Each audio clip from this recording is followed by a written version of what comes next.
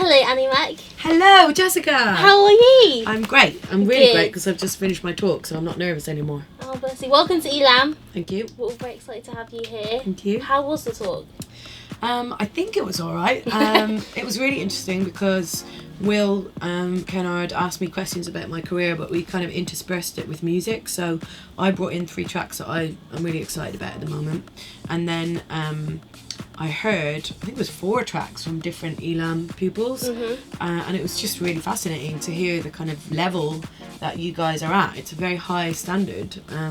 Some of the voices, some of the production levels, just really, really strong. Yeah. So obviously ELAM is quite a new school, but you've been in the music industry for a while now. How did you get started with that? I just went to a normal school and then I went to a normal university and did English literature.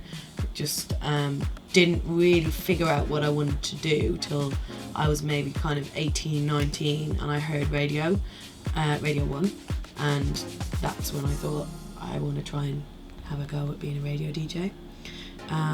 So I kind of did a course after university, then I spent 2 years just working in London in loads of different small stations, just trying to get contacts and knocking on the door of Radio 1. I think I met 3 different people in there on 3 different occasions, kind of going, hi, employ me. It took a while. It took 2 years of kind of knocking on the door till they got me in to work behind the scenes as a production assistant, and I did that for 2 years, and then I got a radio show to present.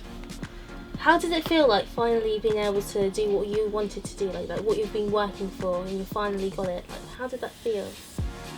It felt just really emotional and really amazing, and just great. I just wanted to make it the best that it could be, and I've never ever stopped loving it. You know, it's been actually 10 years since I did my first radio show for Radio 1. So, but it never gets boring. It never ever once feels like work. You never go, oh, gotta go to radio. You know, it's always exciting. It's always, no matter how down you're feeling or how exhausted you're feeling, kind of within 5 minutes of the show, you're like back in the room, loving it, just in the moment.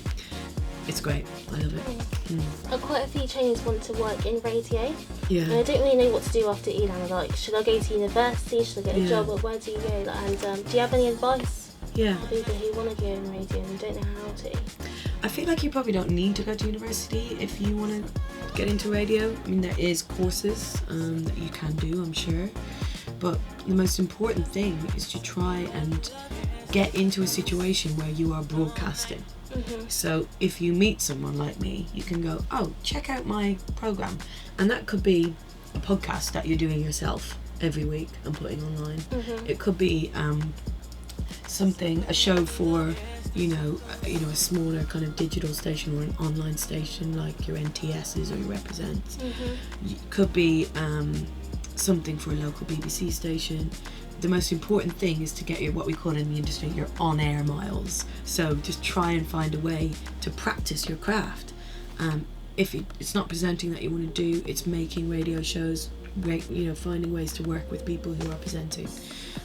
It's just having, I guess, something to show for what you do, so that when you do meet people, if you walk into a radio station off the street, you can say, listen, here's my demo, here's my experience, can I come and work for you for free? Can I come and make tea on your show?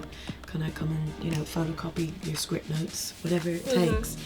And then once you do have a situation where you're kind of working for someone who can give you a job, that's when you just turn on the charm, do whatever it takes, in terms of work all the hours, try and be kind of enthusiastic and likeable, ask questions, and hope that, at the right time, at the right moment, when someone goes, damn, we really need someone to do this, they'll go, oh, can you step up and do this?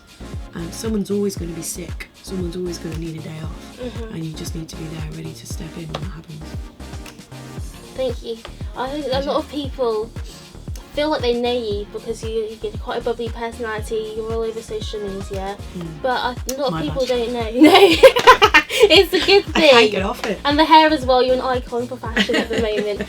But what is one of the biggest highlights of your career so far? Like, what has been a moment where you're like, oh my gosh, I can't believe I've reached this point, this is amazing, I'm never going to forget this moment?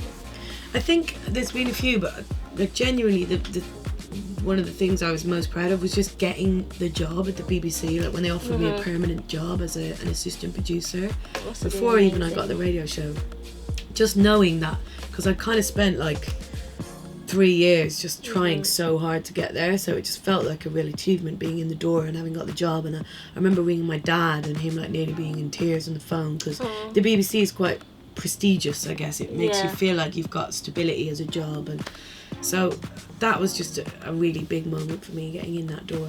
And then I guess there's been moments as a DJ, you know, when you reach a certain level and you're playing to certain crowds at certain times, that you're just like, you kind of come out of yourself and you're like, God, is this really me? Like looking at yourself, you're having like an out of body experience. It happened at Glastonbury last year when I was just like, I kind of never felt such a kind of warm and positive energy from a crowd before, and it was just one of those gigs where everything went right, and it just felt, every minute of that hour just felt amazing. And I'll never forget that one gig. I don't know what it was about it, but it just felt like a real moment for me. Thank you so much for coming into ELAM today. We're all so happy to have met you, and it was a pleasure to interview you, and thank you so much. My absolute pleasure. Thank you for having me.